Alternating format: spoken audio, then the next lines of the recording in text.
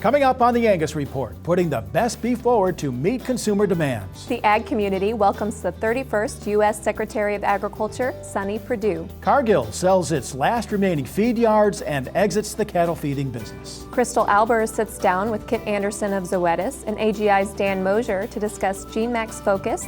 And we travel to one of the nation's largest cattle auctions at the Joplin Regional Stockyards. This is the Angus Report. Hello and welcome to the Angus Report. I'm Bob Cervera. And I'm Jenna McCrell in This Week for Crystal Albers. Our top news this week. A growing beef supply won't automatically find more room in the meat case. It'll have to earn its way with differentiated quality. That was the message of veteran cattle feeder Sam Hands. His experience on the family's integrated Triangle H Farm feed yard and commercial Angus herd has granted a full circle perspective on improving genetic performance and beef quality. Our product will never be produced as efficiently as the pork and poultry, but it is the most highly sought after, most flavorful protein package out there, and we want to make sure it stays at the forefront of the consumer at the meat counter. So we've always really worked hard to have genetics coming back into our cow-calf operation that are not only high-performance cattle from beginning to end, but particularly in the feedlot being very efficient, very productive. But when we take them to the marketplace, we're shooting for all the prime we can get. We certainly want to make certified Angus beef, and we've been fortunate to make those adjustment changes in our breeding program. Former Georgia Governor Sonny Perdue was named the 31st United States Secretary of Agriculture late last month, following confirmation by the U.S. Senate. With deep roots in the ag industry, Perdue has been a farmer, agribusinessman, veterinarian, and state legislator, and much of his time in office was spent promoting U.S. agricultural products on the global scale. This experience is met with much optimism from the ag community, including the U.S. Meat Export Federation, which says Perdue's confirmation is reassuring to those in the nation's ag sector, as well as key trade partners.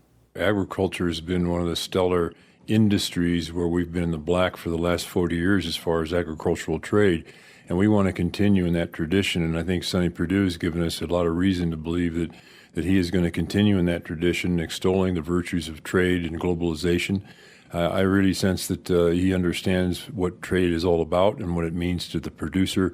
And so I think the fact that we're now going to have a champion, we're going to have a leader, is going to be very, very good, not only from the standpoint of defending the USDA budget, but also people overseas now will have someone they'll be able to appeal to, because the Secretary does almost as much work internationally as he does domestically. For more information on the new Ag Secretary, visit usda.gov.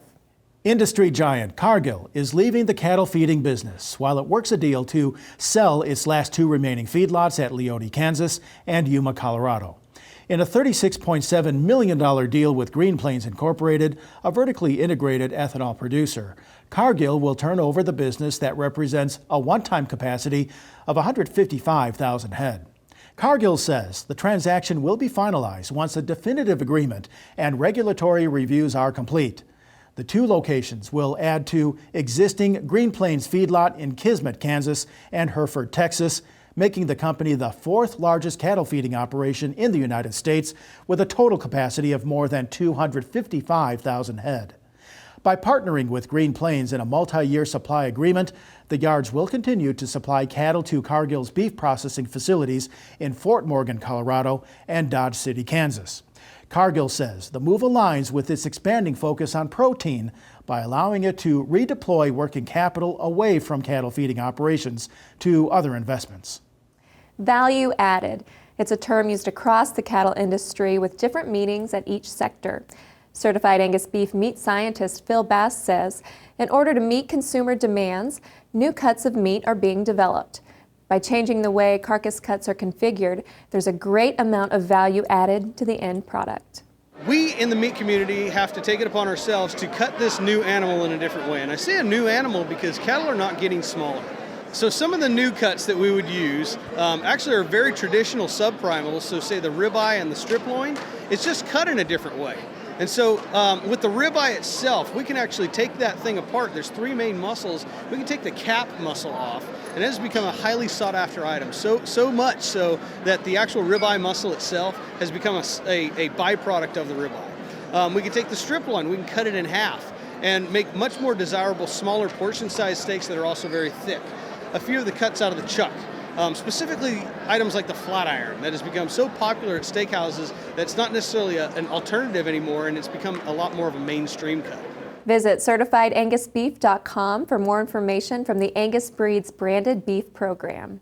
The latest Cattle on Feed report shows cattle placements into feedlots were at record large levels for March 2017, totaling 2.1 million head, up 11% from a year ago.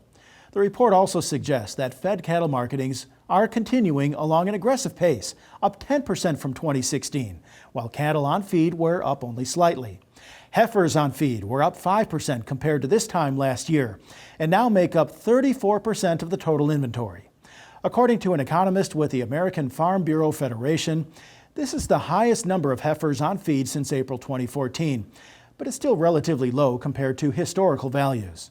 Steers on feed were down 2%, but make up more than 65% of the cattle on feed inventory. The cattle market report also noted that feedlot placements favored calves in the 700 to 799 weight range, representing more than 60% of the total increase in all placements. When we return, Iowa Angus breeder Dave Nichols shares advice for marketing quality calves. Then Crystal Albers sits down with Kent Anderson of Zoetis and AGI's Dan Mosier to discuss options for genomic testing. Visit angus.media to continue watching this episode of the Angus Report.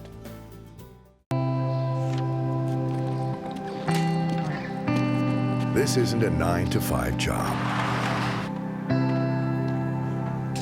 So when you check the pens one last time, put away the tools, and make sure everything's ready to hand off to the night crew. It's not the clock that tells you the day is over.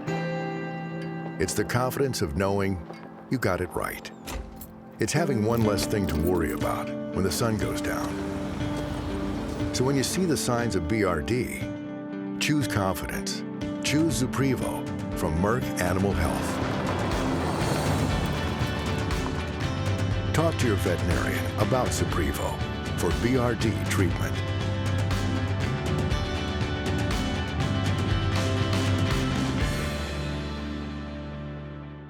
Today's beef consumer has questions. BQA has the answers. Your beef quality assurance certification allows you to share a story that assures customers that you are responsibly raising a safe, wholesome, and healthy beef supply. Becoming BQA certified just became even more convenient with a new interactive training experience that is online and available 24/7. So what are you waiting for? Get started today by visiting bqa.org. Hi, I'm Red Stegall. I'd like to invite you to the 2017 Angus Convention, November 4th through the 6th, right here in historic Fort Worth. It's also open to all cattle producers, whether you own Angus cattle or not. Now you'll enjoy 4 days of Texas hospitality, a ranch tour, an industry-leading trade show, and some of the best educational opportunities in the business. But best of all, you'll get to be with your Angus family, celebrating the successes of the breed and charting a course for the future.